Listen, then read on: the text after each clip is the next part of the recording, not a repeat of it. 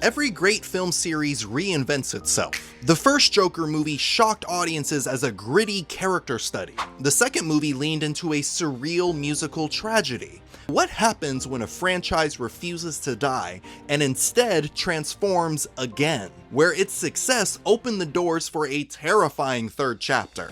Today, we're stepping into that alternate reality, exploring what Joker 3 could have been. Now, to understand the alternate reality, we have to understand the one we got. And honestly, despite my personal feelings towards the film, Joker Folie did not work.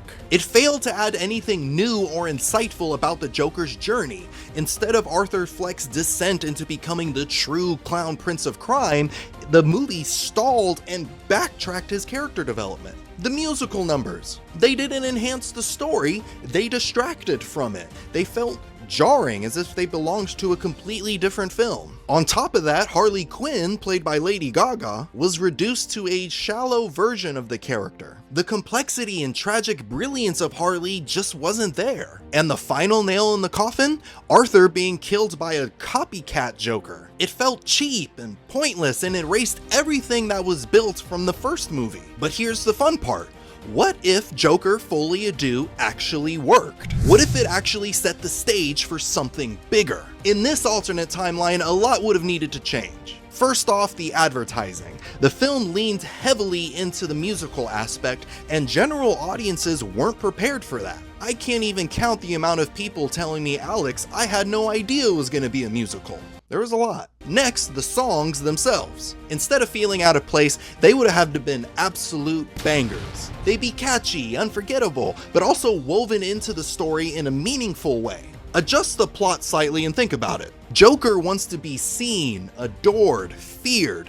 What a better way than musical numbers to express his desire to becoming Gotham's next big superstar? Harley Quinn's role would have been reimagined too. On top of already being the catalyst to pushing Arthur more into the Joker persona, she could have also helped Arthur break out of Arkham and help him gain the power that he needs to make his presence felt in Gotham. And instead of Arthur dying at the hands of a copycat, it would end with him in triumph. Gotham would finally see him not as Arthur Fleck, but as the Joker. So with a stronger Joker Folie film that becomes a box office hit in this alternate reality, where does that leave us? It sets the stage for something incredible, a third Joker film that once again changes genres. This is just my thoughts, but hear me out. If the first film was a psychological drama, and then the second one was a musical tragedy, then the third Joker movie should be a psychological crime horror movie. Years after the events of Folie Joker is at the peak of his power. Alongside Harley Quinn, he rules Gotham's underworld with an iron fist. The city is drowning in chaos, cops can't stop him, rival gangs fall in line under his control. For Joker, everything is going exactly the way that he wants, and that's the crime aspect of the film. But then, it all falls apart. One by one, Joker's operations are being dismantled. His men are found bloodied, broken, terrified. Something is out there, something hunting his empire. And this thing, it isn't the police or another rival gang, it's something much worse. All Joker knows is one word whispered by his horrified henchmen: Batman. Here comes the horror aspect. Now, in order for this to work, Batman should never be fully shown, only glimpses of him.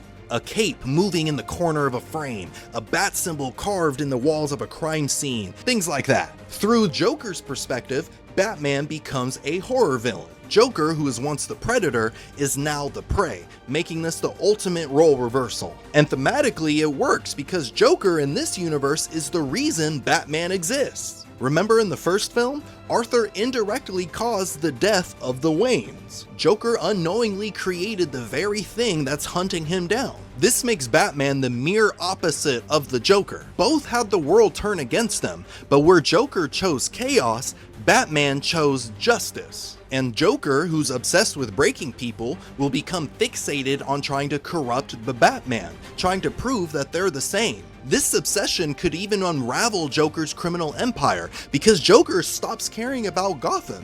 All he cares about now is making the Batman laugh. So that's the Joker trilogy we never got. A rise, a twisted love story, and a horror showdown between predator and prey. And honestly, if Joker 3 had gone this route, it could have made this trilogy one of the boldest trilogies in cinema history. But we live in this reality where Joker Folie was not good. But what do you think? How would you write a third Joker movie? Let me know down in the comments below. And if you enjoyed this video and you want to see more, go ahead and tell a joke to the like button, then subscribe to Haynes for Heroes so you can learn more about superheroes, villains, and awesome stories that make this genre so epic. Thanks for watching.